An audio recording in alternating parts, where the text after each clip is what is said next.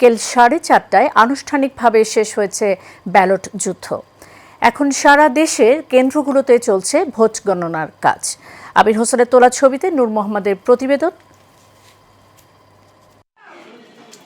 ঘড়ির কাঁটায় তখন বিকেল 4:30। দীর্ঘ প্রতীক্ষার অবসান ঘটিয়ে বন্ধ হলো ভোট কেন্দ্রের মূল ফটক। নির্ধারিত সময়ের পর যারা লাইনে ছিলেন তাদের ভোট গ্রহণ শেষ। এখন শুরু হয়েছে চূড়ান্ত হিসাব নিকাশ।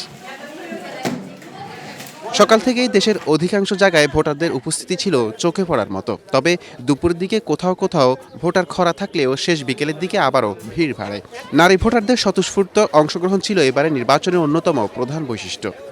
একদম সুন্দর সুস্থ পরিবেশ ছিল। খুব ভালো লাগছে, আলহামদুলিল্লাহ। মুক্ত পরিবেশে সুন্দর মতো ভোট দিতে আসছি, লাইনে দাঁড়াইছি, আলহামদুলিল্লাহ খুব ভালো লাগছে। সন্ত্রাস মুক্ত সুস্থ একটা বাংলাদেশ চাচ্ছি। দিনভর কিছু জায়গায় ধাওয়া পাল্টা ধাওয়া, কেন্দ্র দখল ও ভোট বর্জনের খবর পাওয়া গেলেও বড় ধরনের কোনো বিপর্যয় ঘটেনি। ভোটের পরিবেশ মোটামুটি এখনো ভালো, স্বতঃস্ফূর্তভাবে সকল মানুষরা এখানে অংশগ্রহণ করছেন। ভোটের স্লো, ভোটটা যদি খুব দ্রুত নিত তাহলে এখানে ভিড় হতো না এবং ভোটটা আরও বেশি কাস্ট হতো। আমাদের হাইকমান্ড থেকে টোটালি নির্দেশ আছে, কোনো ধরনের ঝামেলা আমরা জন্য না জড়াই। আমরা প্রশাসনকে জানানো, মহিলা এবং পুরুষরা স্বতঃস্ফূর্তভাবে ভোট দিতে যাচ্ছে। এই যে তাদের ভিতরে যে স্পিরিটটা, এই স্পিরিটটাকে দীর্ঘদিন একটি স্বৈর শাসক দমিয়ে রেখেছিল।